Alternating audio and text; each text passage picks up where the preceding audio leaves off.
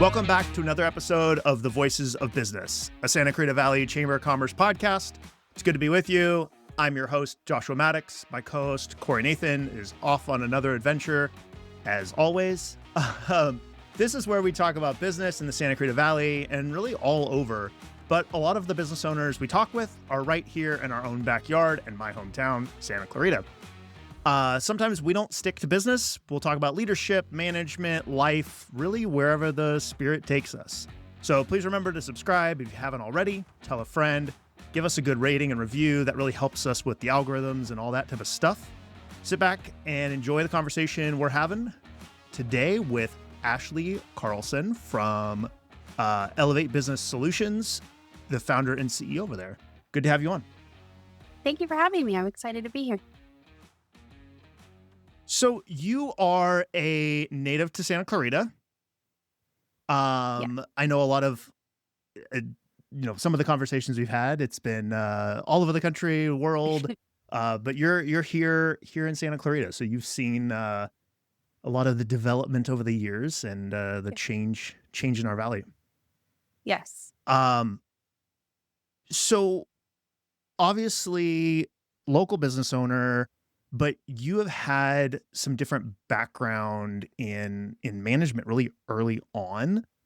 I want to talk through like what was that college trajectory, maybe leading up to that a little bit, and then what put you on that sort of management path? It was always in some sort of administrative or customer service type of role. And, you don't really realize it at the time that you're drawn to certain types of like roles. And it wasn't until I started going through and searching for career opportunities, I realized that was where I really thrived, is in management. And so actually my entire post-college career has always been based in Santa Clarita. So I mean, anywhere from, I think I started out as an administrative assistant at a real estate developer's office here. Then I went to more of event management at Valencia Country Club. And then it was sales and event planning and all of that at the Hyatt. And then my last career prior to this was travel agent at the local AAA here. So as far as it's always been kind of in a management operations type of role, but I also really learned a lot about customer service and hospitality. And of course, my clientele through all of those was people in Santa Clarita. So I love helping, our local community and being involved as much as possible in helping people with whatever the event or the business or the wedding that they're trying to plan. That's kind of what I've always done. Yeah, I was going to say there's definitely a few well-known names here locally with the Valencia Country Club, the Hyatt, AAA being some fairly well-known businesses here in Santa Clarita that, you've been either in management or planning of some sort with some of those, which is, yeah. Mm-hmm. So what led you, or what for you, like, I would say is like the driving factor of like, you enjoy that sort of management or, sort of the solution side of the business? Yeah, that's a good question. And I think that it's something that becomes more clear as you look back or as you navigate things in a certain way, especially as a business owner versus as an employee. I think it becomes a lot more clear.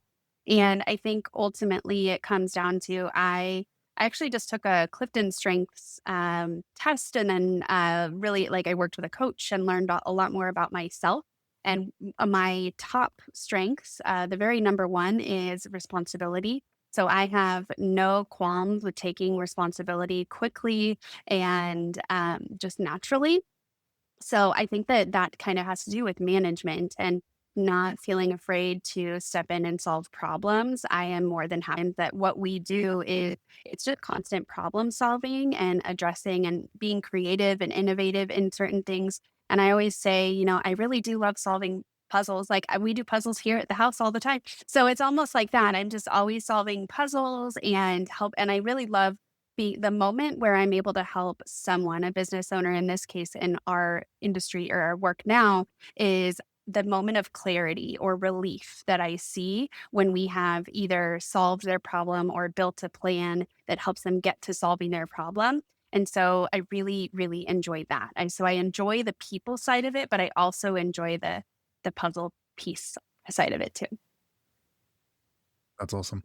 So you're one of the types of people who, if you go to an escape room, they just shake their head and say, "Well, you'll be out in 5 minutes." So, Um, what's funny is I've never done an escape room, and I just a couple of oh, days ago really? sent a text to a few friends saying, "Can we please do an escape room? I think I would love it." So that's really funny. That's hilarious. I did. Uh, we did one for a friend's bachelor party, and the group of people that went were the CTO of a company, the head of an IT department, data security guy, myself, and then like a DevOps.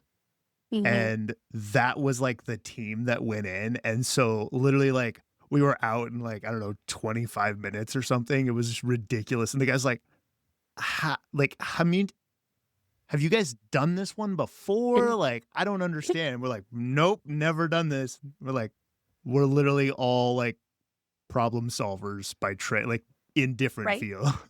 Mhm. Exactly, and there is a certain type of brain that just acts like gets joy out of solving Yeah. puzzles. So, yeah. Yeah. Yeah. And you get to do that on a daily basis Yes. with different businesses. So Yes. obviously, yeah, you get to do that on a daily basis. You now sort of have a business that does that for other businesses. Um, Walk me through like what led to starting your own business. How crazy were you to, jump into that? Yeah. Obviously So problem solving, but a little crazy. yes, absolutely. I think you have to be a little bit crazy to start your own business. So for me, I actually am a third generation entrepreneur. As I grew up, my dad and my grandfather both were business owners. My dad still is. My grandfather's retired, but um, the seeing them and their how they ran their own businesses, you see the good and the bad, right? We all know as business owners, there's a lot of stress that comes with it and a lot of chaos, but also a lot of flexibility and innovation. And so I grew up around it. So to me, I think I felt comfortable with it. I just knew I'm going to say I knew what to expect, but I definitely did not. But I felt like it at the time. And so it didn't feel scary to me. It honestly felt natural. And so when I got to the point, because I was working by myself, doing administrative work when I had my son in 2017. And so I did that until 2021, where I felt ready to hire on team and really excited about it and all of that. And so in 2021, the second I had that idea and I was ready, I just went for it. There wasn't really any reservations that I had. And I had a lot of really great support too. So, not only my family, but also some other local people that I had through the years of working with business owners out here in various capacities. I was able to lean on them and have them guide me a little bit. And so it made me feel prepared. Again, I probably really wasn't, but it made me feel, I don't know, no hesitation. I was just ready to do it and excited to do it. So, I think that's interesting. Like, so you have obviously a generational background in the sense of like, dad and grandfather both, have had or have businesses. So, obviously seen some of that. I know oftentimes like business owners will be like, yeah, I had this idea for like 10 years and I sort of just marinated on it. And I thought about it and I went back and forth and I, finally jumped in. It sounds like it was a little bit quicker. Like you sort of saw yes. that and then took that leap. What for you, like was there a reassurance or was it the fact that, you've seen that, you've lived through it a little bit more, so you sort of, thought you knew what it could to expect? You- I think it was a combination of a lot of those things of just me feeling like I had the insider view a little bit of what it was like to own a business. But I also think that it was fueled by the fact that I, at that time, had been doing what I was doing for about 4 years and I loved it. And so I think that it was like, okay, if I could build this even bigger to continue doing what I love but expand it to where I'm managing people again and just bringing in the pieces of my Got it. former career that I really loved. It just felt natural and it felt good. It felt exciting. And I was, like you said, I really didn't have any reservations. And I am not one who's afraid of like building the plane while flying it. Challenge accepted. I will do it if I'm excited and passionate about it. I'm okay with solving the problems along the way, right? Like that's I just so there wasn't really. I'm sure there was hesitation for certain reasons, but never enough hesitation to make me pump the brakes at all. Got it. Yeah. I love the term like just, building a plane as you're flying it. Yes. And I think, obviously doing some of this freelance-esque, as you transitioned into that sort of validated, you know, the the next steps, it sounds like. Mhm. Um, Now obviously it's not just you anymore. The business has grown. What does that team look like? What does that look like today?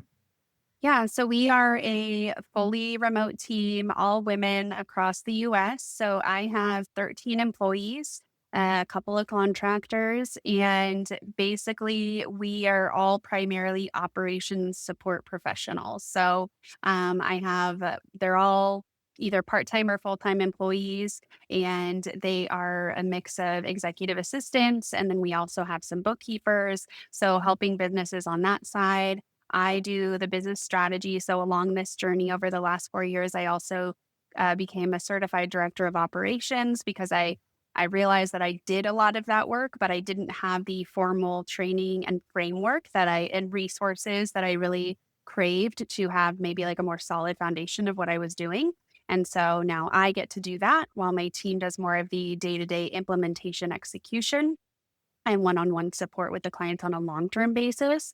And yeah, and then we have, some of our team we've promoted because along the way I definitely realized I couldn't run the entire back end of my own business and do what I needed to do. So we have promoted and grown the internal team as well. They're all still client facing as well, but we have different roles who handle the things that we do internally. Now, you mentioned the team, your team is pretty much entirely, virtual and Yes. remote. Obviously starting the business, you said 2020 or 2021? 2021. Okay. So starting 2021, so you guys are, 4 years in or so. How have you seen, just from like a company culture perspective, like do you guys stay connected? What does that look like? I know for my business, I own a digital marketing agency. My team is the same. We're almost entirely remote. Even I have 2 staff that are here local in Santa Clarita, and I see them maybe once a month. How have you guys seen that for your business? Yeah, there's a few things that I would say. I mean, we've learned a lot along the way. I think that there's a big difference.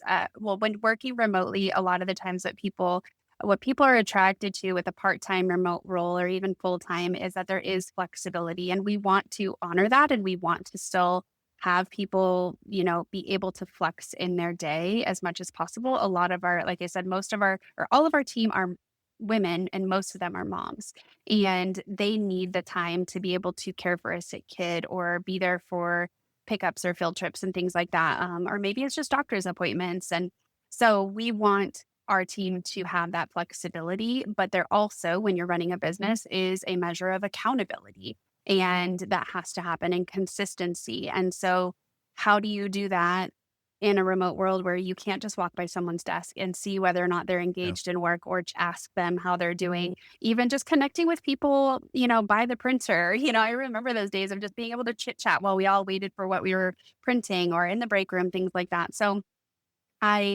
we've worked really hard over the last 4 years trying different things to balance that flexibility with the accountability and efficiency and productivity. So a few things that we do is we have some sort of team meeting once a week, whether that is I mean, I'll tell you how we do it. So we have one team meeting where it's a whole team meeting. Everyone is there and it is for everyone or for the like department leads, if you will, deliver information as far as updates, initiatives, things like that. But we also intermix it with some fun too. We have someone come in, one a team member, be our co-facilitator, and they host a fun, like they get 15 minutes to host a fun activity. So maybe we've done like a scavenger hunt, we've done meditation, we've done just like a fun quiz or personality test and talk about it, things like that.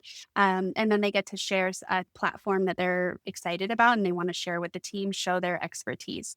And then we have the department leads talk about their updates.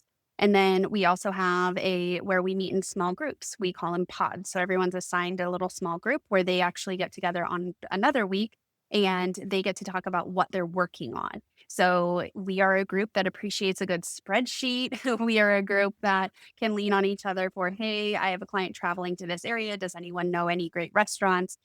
Things like that. So it's more small group collaboration.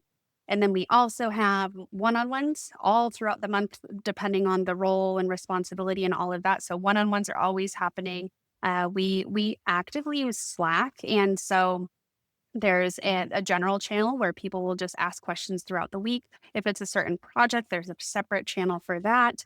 We even have a break room channel where it's specifically for water cooler type chat.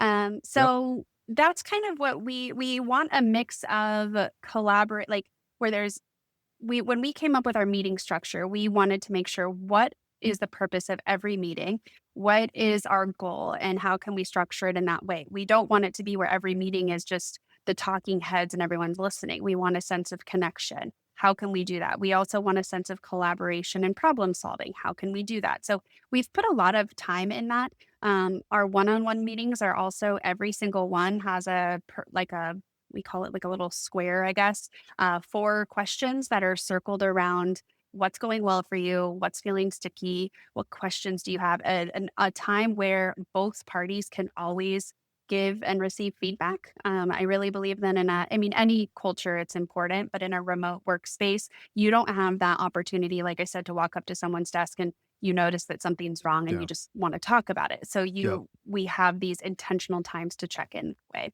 So yeah, we did not get there overnight. All of this structure that I just talked about, it has been a lot of trial and error, and we are at a point where it is functioning really well. And the feedback that we get from the women who work on our team about how appreciated they feel and how just how happy they are, that means the world to me. So Yeah. Our meeting cycle and a lot of what we do is very similar. Um, we have been in business 18 years and started as a lot more in person. mhm. 2019-ish, we were 3 days a week in person, 2 days a week remote. That was very And in advanced for the reality, times. well, it was, and it came out of the pure 2019, that fact didn't exist. of, yeah, yeah, 2019, it came out of the fact that I typically scheduled all of my out of office meetings Tuesdays and Thursdays. And Mhm. so the team would come in the office on a Tuesday and they'd be like, cool, you're not here. So and so's not here. So and so Yeah. only works, X days a week.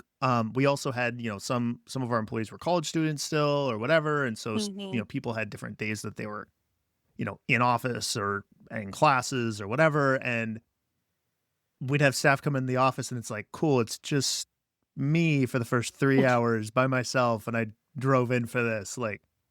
And that's when we start transitioning to like, okay, cloud storage, remote elements, implemented things like Slack, did a lot of that type of stuff, Mm. 2018, 2019.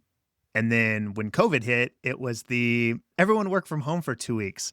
Um, which we all know how that went. And so for us, it was a little bit of a different transition of we had team members who were like, I'm going stir crazy. I need to see another human. And so Fridays, we just had a Zoom room that was open at lunch and people would just hop in and do a virtual puzzle together or I love that. like, and I think we've uh had the same challenges of like, how do you have that transparency and that accountability and productivity without, I've seen the horror stories of companies like, we're tracking every mouse movement on your computer. And it's like, well, I Right. have two graphic designers, maybe one sitting with a sketchbook for an hour and sketching out some concepts, or like, how do you track that? And Mhm. it's the element of like, no, you have to be okay with these are the people you've hired and you trust them and Yes. know that we're good. Um, yeah, yeah. It is interesting to hear. I mean, we're Slack. We have a water cooler channel. We Yep. kick off the week with a Monday all call and, do some breakout stuff throughout the week depending on who's working on what. Mhm. Um, yeah, just interesting to hear how it sort of naturally evolved to, I think that's what a lot of companies are finding is a similar workflow. Yeah, yeah, you definitely need to find a way to strike the balance between, like you said, the micromanaging and all of that versus that just setting the right standards and enough opportunity to connect so you still feel that trust. So, Yeah. Yeah, and we've tried doing some different like quarterly outing type stuff as we're able to mhm. do that, or and sometimes it just doesn't work with people's schedules or whatever. But doing some of that type of stuff is still good as we're able to. So Yeah, we meet once a year with the internal team I mentioned earlier. We meet once a year in Nashville to do okay, just in-person things. We spend probably 2 full days just strategic planning, reviewing how the year went, has gone so far, and then planning for the next year. But there's also a lot of really great just in-person time, even just like waking up and making breakfast together, being in the kitchen together. There's just a sense of connection, being able to go out to dinner, do fun activities, intermixed with getting stuff done in person. I think and we also do a branding shoot. We get new photos every year too. So I think that still incorporating some in person is really important to just have that quality time together. And for us, it just yeah, happens once a year. And I know we all count down the days. It's always really fun. that's good. Yeah, and I think there's just a bonding aspect there. I know I served Hmm. on a board for an organization, and they do at the beginning of the year they kick off the new board with doing a weekend retreat, Hmm. and that board you then like you spend 72 hours together, and that year is very different than nonprofit that I served on, that it was like, oh, we do a 1 hour Saturday conversation and then that's the strategy plan for the year, and it's just like, okay, not as invested. Right. But yeah, I think there's an investment level there, which is good. It's good. Absolutely. So there's a statement that I believe it was on your guys' website that says you can do anything, but you don't have to do everything. Mhm. What obviously there's sort of a moment in the career path that had a lesson learned there, but that's also sort of your guys' mantra a little bit, and what you guys help people understand. Yes. Walk me Yes. through that a little bit. Yeah. So the statement for me personally came from my entrepreneurial journey myself and realizing when I was working just me as a freelancer. Um, I also had just had my son and then I quickly had my daughter. So I was raising two babies and a business at the same time. And I am a recovering perfectionist. And I very much expected of myself to do everything that I was doing pre business and pre kids exactly the same, plus add on all those responsibilities and do them excellently. And that just I was not setting myself up for realistic expectations. I was setting myself up for failure and disappointment. The expectations were coming from no one but me. And so as I, built this business, I also realized that I was seeing a lot of business owners doing it for themselves, maybe in life as I was, but also typically we see it in business where we see business owners start solo, right? And when you start solo, you are the person who does everything. And so if you think of all the, let's call it pieces and parts of your business, they're all individual buckets. You have marketing, you have operations, you have sales and accounting and customer relations, all those buckets, they're very, very small when it's just you. But as your business grows, your buckets of each of those responsibilities, those hats that you wear become bigger. And so what I hear all the time is business owners being like, I can do that. I can do that. I just can't get to it. And I'm frustrated. And they feel discouraged. They feel overwhelmed. They feel disappointed in themselves. Like, why can't I get to it like I used to? And so I have to explain to them the buckets have gotten bigger. Your your ability to do any of these things is still there, and that's great. But you can no longer do everything. And because what will happen is you will get to burnout, speaking from experience. You will exceed overwhelm, speaking from experience.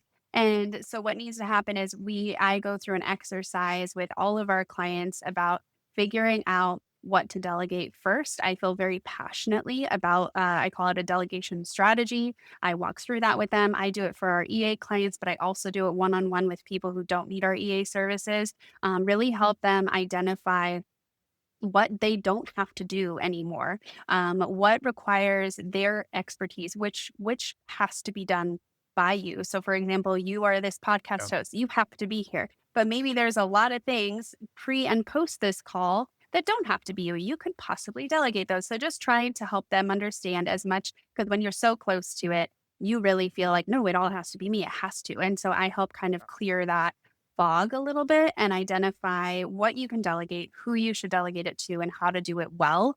Because my goal is to get back to spending their time on the things that not only have to be done by them, but the things that bring them joy, the reason why they started this business in the first place. So that way, hopefully, their time and energy is spent there, and or bringing back a work life balance too, because that's typically what we see as a misalignment there. Yeah, I so resonate with that on multiple levels because first, like, I'm a business owner. This is my baby. If I delegate that, Yeah. someone's gonna mess it up. Mhm. Um, but then again, like, you can't juggle 14 things well at the same time. Like, you No, have to do that to grow. Um, I have a business coach that one time told me, like, you need a to don't list. I love And that. like, yeah, you can have a to-do list, but you need a to don't list. And he's like, and the Yeah. bigger you get, the more percentage of things that you need to do should go on that to don't list. He's like, Yes. that doesn't mean it's not going to get done, but it's not going to get done by you. Right. And so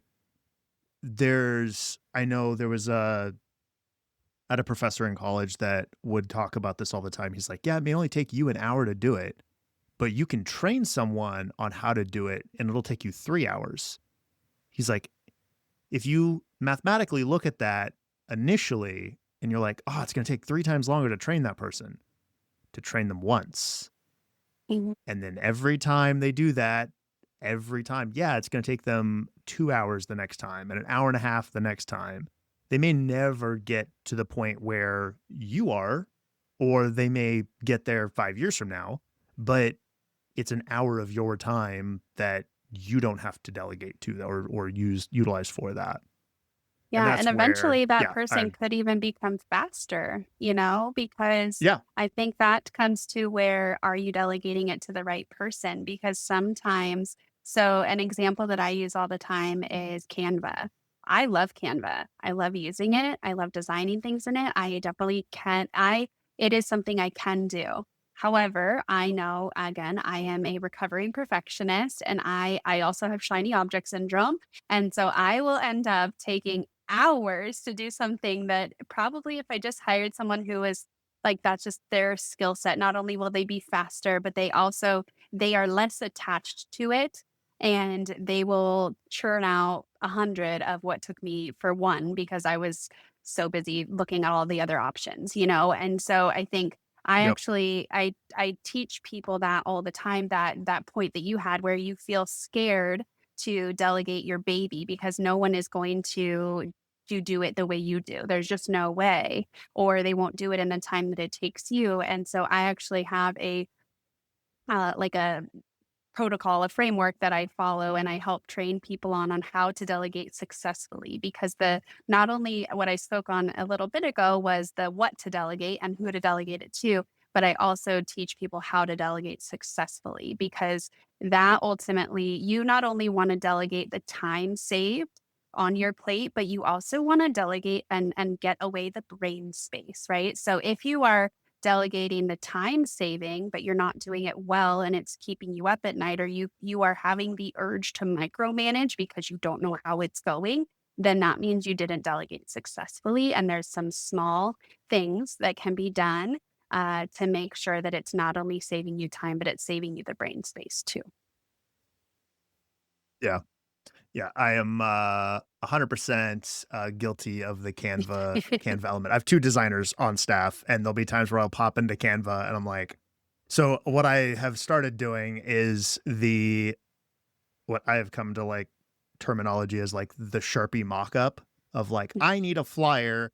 Okay, great. Grab a sheet of paper and be like, no, no, no, with a Yes. Sharpie, design it in 30 seconds or less, take a Yeah. photo of it. And then like, I literally have sitting on my desk a business card of ours and we're adjusting some design language stuff. And I literally just have like, okay, this box here is where I want like Yes. yeah. Um, just that like, okay, 10,000-foot level stuff, like, let's But that's a great example take a of step back. delegating successfully because I think the one of the things that you need to do is and what the person that you are delegating to needs to know is what does success look like to you?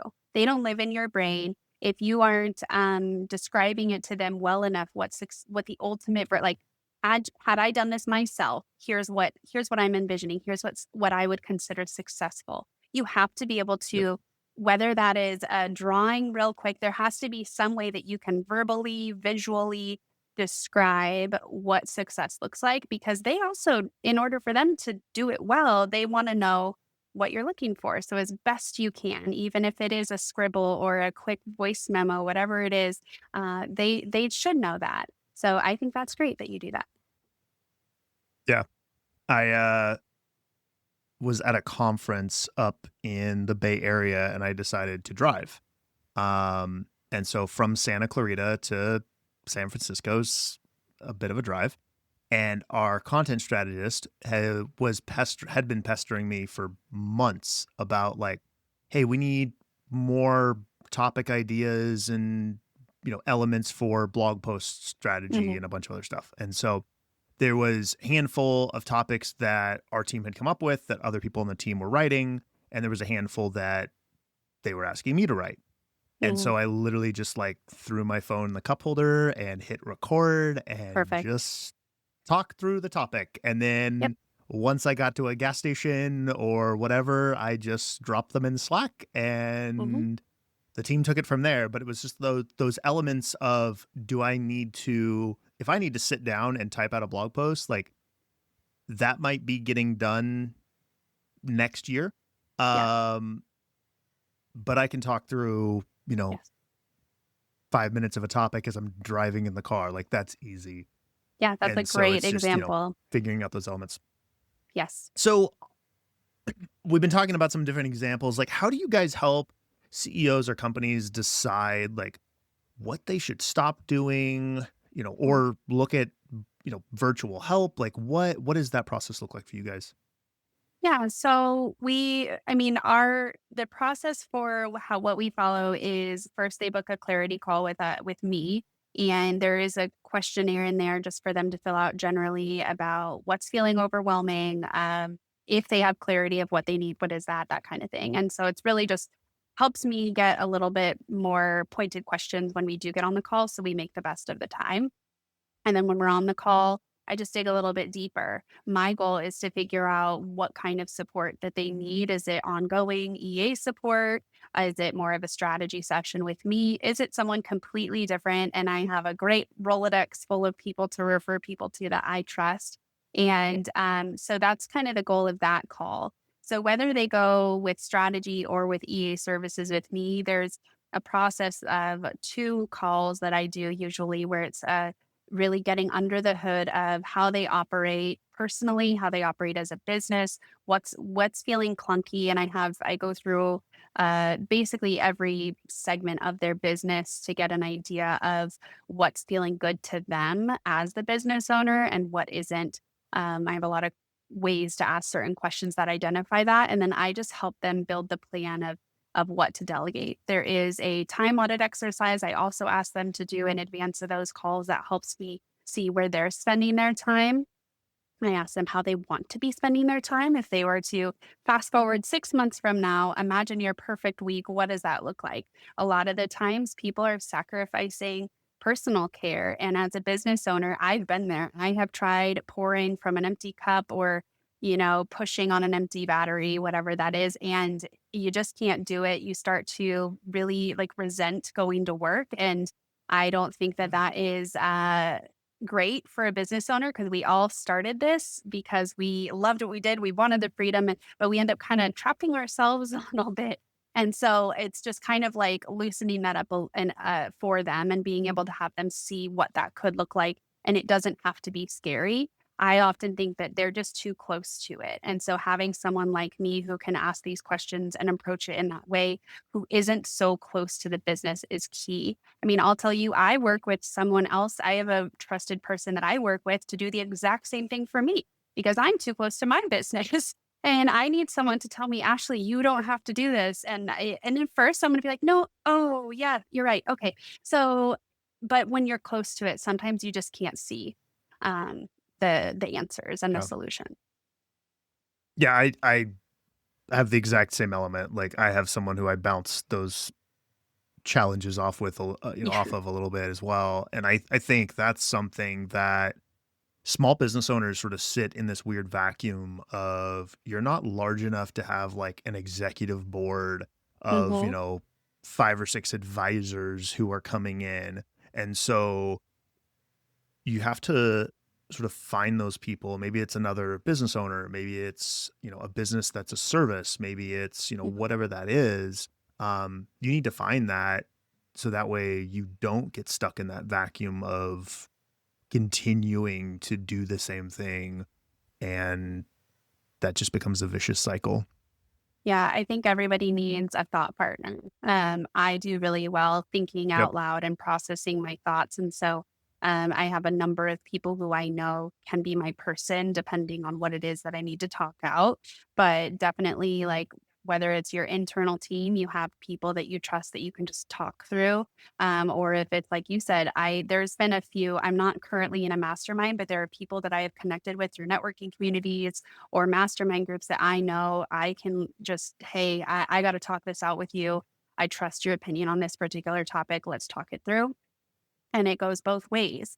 And then there's also times where I need to hire someone like me who can be a strategist and deliver. And I think you want to work with someone like that if you want a deliverable, right? If you want a plan, if you want a bit more of that, leaning on colleagues and all that, that has gotten me through to where I am today. Probably is just by leaning on people I know and trust. But I also know when there's times where I need something more tangible to help me know, the path forward. So I think leaning on whoever it is just really important, whether it's hiring someone like us, a fractional EA, or if it's a strategist, or if it's something like what you guys do. A lot of people, they need marketing support. That's one of their first things they need to, um, you know, offload, so it just depends on what you need. And that's also why I always tell people, just book a call with me. I will help you figure out what that next right move is, because I really think that sometimes you just don't know until you can talk it out. Yeah. So I think ultimately what we've just decided here is that you just got to talk to people who get it. Yeah. I will say you were talking about mastermind groups. I was in a mastermind group for a long time that was non-industry specific. Mhm. And so, which was really good and really bad at the same time. It was really good in the sense of I would bring up an element. I'm like, this is an issue I'm struggling with in my business. And everybody in the room's like, I don't know how to relate to you because I don't own a marketing agency. Mm. And I'm like, okay, but you could be my client, or you could be this, or you could be that. And so Yes. we'd walk through it in that sense a lot. And sometimes, there were some questions that were, no, as a business owner, like, how do you guys deal with this? And then I also sit in a mastermind now that is agency specific. Oh, I love that. And it's been very interesting. There was something that we were trying to do from a project management perspective, and we were struggling with just like some project management stuff and just accurately tracking some hours and having full visibility on exactly what projects were costing us and just Hmm. better knowing that. And one of the guys in the mastermind messaged me and was like, "Hey, let's have a conversation offline outside of this." And he's like, "I work for a national agency. We spent over $500,000 building a custom solution for this. And our custom solution worked worse than the like just track your task in a spreadsheet type situation." And he's like, "In reality, there is no money you can throw at the problem to fix it. It's just getting a team into a habit to Hmm. do it." And that's sometimes I think we look at the next software application to solve our problem, whether Yeah. that's, in my industry, it's like, oh, there's some new AI thing that'll automate all your Instagram posts for you. I'm like, yeah, and they're pretty terrible. Um, and we look for those software applications that are just going to solve all the world's problems, but that may not be the right solution. It might be delegating it. It might be talking it through with someone else, or it might just be Hmm. better understanding the existing system that you have. Yes. Yes, I agree. I think we're all guilty of shiny object syndrome, especially in this Oh yeah. AI world where you are kind of thrown. We have the solution for you and all of that. And I definitely have learned, I will say, probably over the last couple, like 2 years, we have slowed that down a lot as far as adopting new tools and systems. And instead, Yep. I pump the brakes. And that is big for me because I love like that excites me learning something new. And so it's very difficult for me to slow that down. And it's okay for us to adopt new tools and platforms, but none of it has to happen right now. And I think by slowing it down and being more intentional, like you said, hold on, is there something that we're using right now that could solve this problem? Or is it something that our people could adopt in order to solve this problem? I think that is a lesson that sometimes is best learned by experience. But being in the mastermind groups and people sharing their experiences like that also, I think really helps because it I think sometimes people feel like they're being left out when they hear people using all these fancy tools. And so to hear sometimes No. other business owners being like, yes, that's fantastic. And you don't need these fancy tools yet, especially for small business owners. You have a small budget, every dollar counts. And so sometimes that's difficult to compare to everyone who has all the fancy stuff. Yeah. Yeah. I'll also say, like, we were approached by a project management company who was like, "Hey, our system is 10% cheaper than the one you're currently using." Mm. Like, that's great. But that also means I have to migrate all the data, Yes. retrain all of my Yes. staff, get in new habits of all of that. I was like, "Do you understand?" We literally this morning had a conversation. There's a system that we use currently. We're on like a low tier. They're changing their pricing model and it goes up. I think it's like $200 a year or something come Yeah. next month. And we're like, "Oh, we could switch to this other one that is going to be slightly cheaper." But I'm like, "Okay, let's look at the staff hours. Like, can we Yeah. get this done in 2 or 3 hours of time? No, we can't." Like, Right. then it just doesn't make sense. And we moved to that new platform and then they're a competitor in the industry. And if your competition raises their pricing 20%, then that gives you the opportunity to do the same. And so Yep. we could switch over and then 2 months down the road, they move their pricing up and we spend all this time retraining and moving and doing all that mess. And we're happy with the solution we have. Like, it works Hmm. great. There's no problems. Like, yeah, we Hmm. could save a tiny bit, but is it worth $200 a year? Like, no, it's not. Yeah. Yeah, I think that that's very, that kind of thinking is a good example of why every business owner who tends to be a visionary, who will see that and say, yeah, let's do it. I'm going to save money, easy peasy. They need that little, I don't know, Jiminy Cricket on their shoulder, someone who is a little bit more process mindset where they can see the vision that the business owner wants, but someone who's process oriented, systems oriented, who can say, that's great. And just so you know, here's all of the things that have to go into it to get us there.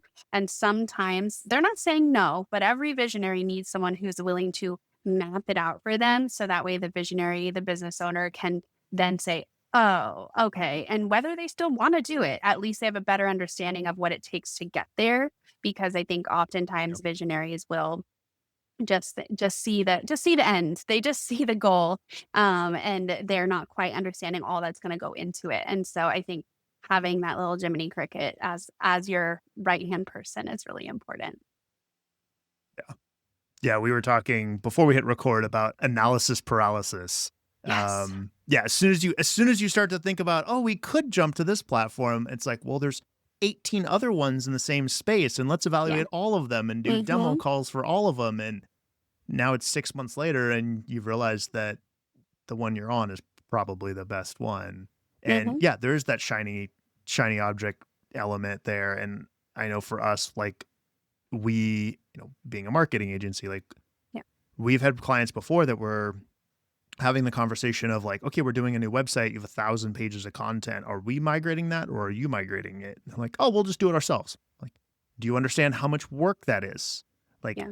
it's going to take X amount of time per page. Like, who is doing that on your side? And they're like, I don't know. We'll just figure it out. I'm like, okay, let's make sure that we have that figured out because we've seen this happen before where you guys say you'll do it in house and then you don't have time to do it. You don't have hundreds of hours of time to have staff move that content or do that. And Hmm. now it's 6 months down the road and it's still not done. And you've paid for this thing you've, bought and now it doesn't do anything for you because there's no content there. Right. But yeah, Right. it's, so what are some different misconceptions that people have, maybe when they approach you guys? Someone who's listening who is like, "Hey, I've got a 10 to 20 person company and this might be something I want to look at." What are some of those misconceptions? Yeah. I mean, we support anywhere from a solopreneur to corporations with hundreds of employees. So there is always how I like to put it, even if whether you have an office and you have an in-person, say, office manager or just in-person support people, we have like legal companies that we help with a paralegal. We have people who have an in-office office manager. We also have people who are also remote or no office support, and we are it. We can support in a lot of ways that take things off of either your plate as the client or the in-office folks so they can focus on in-office things. And so that's kind of part of my process is helping identify what our scope of work would be. And I do think that the biggest thing that people wonder is how effective can we be on a fractional basis? Because we do, fractional work, meaning it could be even less than part time. And the reason why we can still be effective is because our scope of work is focused. So we can focus on a certain area. Let's just say it's 5 hours a week for you that we're alleviating. That probably is going to take us a fraction of that amount of time because we aren't interrupted like you are when it comes to doing those tasks. What the client tends to be interrupted 1,000 times just trying to answer emails. And so it takes them so much time to answer emails. And that's because they're being pulled in so many different directions. But if we are responsible for just scheduling your meetings, let's just use that as an example, those 5-minute emails, we all know take 5 minutes multiple times because there's a lot of back and forth. And so, but because we are just focused on that and not being distracted, we actually can be a lot more effective in our time. And then that 5 hours that it was taking you before, it really feels even more amplified. It feels like more like 10 hours that we're freeing up because you're not being interrupted as much. I think the other thing is people feel like, well, I don't need just like administrative help, like the typical like calendar and inbox management is I think typically what people think of. When I meet with clients to see how we can support them, the scope is really wide. So, I mean, as far as administrative and operations in any business, that's a really broad area of support that it can look like. And what we love is that we're heavily referral based. And so our clients all run tons of different types of businesses. They're different types of people. They use all kinds of systems. And we step in and we adopt to that And the type of support that every client needs is slightly different. And so I help build that for them. And our team, our EAs and me also really step in as that right hand person. You need that person who some of our clients put it as they come to me and say, I need someone to manage me. And that's what we'll come in and do. And we'll be able to hold you accountable for, hey, you have all these ideas. You don't have enough time. Like, we don't have enough time to do that. Like, they'll be that little Jiminy Cricket I was just talking about, right? So it's just someone to help manage you so you aren't feeling like that out of control feeling with too much on your plate or you don't know where anything is. I mean, oftentimes we are told by clients like they are able to do so much more because we're taking this off their plate, or they love knowing that we are getting this done so they don't have to worry about it anymore. Just that sense of, I think, confidence, just all of that and clarity and all of that coming back. I think the my biggest thing is just book the phone call. I can help. I will never Yeah. tell someone that they need my support, with or my team support if they don't need it. I will always say, we're not the right fit for you right now. Here's how we could help you, and or here's someone else who I know and trust who can help you. I ultimately, like I said, come from a family of entrepreneurs. I'm really passionate about supporting business owners. And so ultimately, I want to end the call with you feeling like you have a problem identification and a solution or two in your hands. Ultimately, that's all I care about. Nice. Yeah. So sort of fitness coach-esque of like, what's the what's the big goals? Where are you wasting time? That type of stuff. Hmm. A little bit for the business. But Absolutely. yeah, and then you guys can help with whether it's, just the strategy side of, what things are you doing that you shouldn't be Hmm. doing? And then also, you know, are there elements of that could be handed off to you guys and you guys can assist with, which is Right. cool. So Yeah. if you could go back and mentor yourself in your first year of business, what would you say? I think that one of my biggest lessons learned in the beginning, I mean, of a few, this is not the only one, but is that I think I was trying to do everything, and not by me personally. I mean, I would hear a client say what I just talked about, like all their problems and all the ways that they want me to help them. And I would try to mold ourselves into someone who could do all of those things. And so I think that we muddled the water a little bit for a while there, and we weren't able to deliver as strongly on the things that just weren't in our area of expertise, and they didn't have to be. But I was so driven by solving problems, any problems, that I was kind of willing to bend over backwards and probably not deliver the strongest services that we could have had we just stuck where our strengths were. And so I think that that was one of the biggest things that I learned quickly is, and we adjusted eventually to really just operations, strategy, and support. But for a while, we tried digital marketing, trying to think what else. We had quite a few different services, and whether it was a service in and of itself or it was just broadening the scope of work of what our team did, I think we just were trying a little bit too much to just fit the mold everywhere. And as we grew with more clients, like I said, the muddy waters started happening, and we realized we needed to really get more clear on our scope of work and deliver well what we could. I think that's such a good lesson for so many business owners because there's this opportunity cost of I have staff availability. We could do Hmm. that. We're not going to do it at 100% because it's not something we've done 20 times, but we Hmm. could do it. You jump in, you say, yeah, we'll take care of that because you're trying to solve that problem. And Hmm. then all of a sudden that next client comes along who is a good fit, who you've done that same execution 100 Right. times. And now you don't have that availability because you've taken Hmm. on something. And I also get it from the other side of like, no, we need to make payroll next month. Like we need something coming in. Um, Yeah, and so it is a balance, on that for sure. And we've all, if you're a business owner, you've struggled with it, but absolutely. yeah, yeah.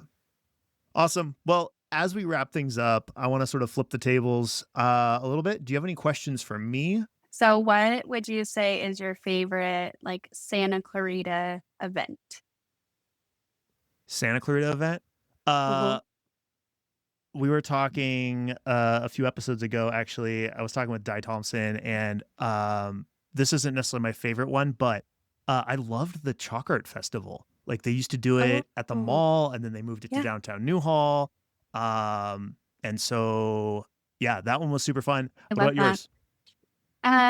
I think if I were to think over the last year or two, I think my favorite recently has been concerts in the park. It has been so last summer we went to maybe half of them, and it Oh, was wow. such a blast. The atmosphere, the fact that our kids could run and play and enjoy, and they got into the music, whether it was they knew the songs or not. I think it's just the being around people and the music, the Yeah. atmosphere is just awesome. So I'm already really looking forward to that for this year. Yeah. Nice. Yeah, the concerts in the park stuff is really cool. Love those events. Yeah. Yes. So I have not been in a while, but It was typically for me, years it's for the me in between too.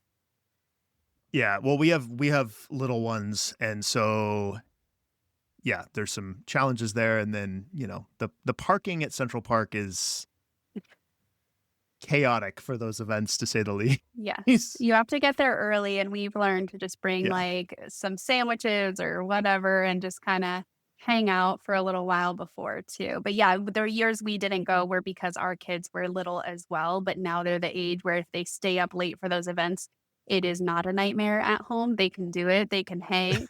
But for a while, we were like, not worth it." Yeah, I get that. Awesome. Well, if people want to keep up with you and all the great things that you guys are doing, how can someone find the business and find you? Sure. Our website is elevatevbsolutions.com. And we also are active on Instagram at elevatevbsolutions. And then I'm also pretty active on LinkedIn myself. So I believe mine is Ashley M. Carlson on LinkedIn. Awesome. And we will have all of those links, which I already have, in the show notes. Perfect. Um, and so if anyone wants to reach out, we'll find you there. So Perfect. awesome. Well, as always, please follow, rate, and review wherever you get your podcasts. You can find the podcast, The Voices of Business, on social media, Santa Cruz Valley Chamber, myself as Joshua Maddux on LinkedIn. Corey is Corey S. Nathan. We'd love to have you or another local business join in on the conversation if you're a chamber member. Thanks for listening, and we'll see you on the next one.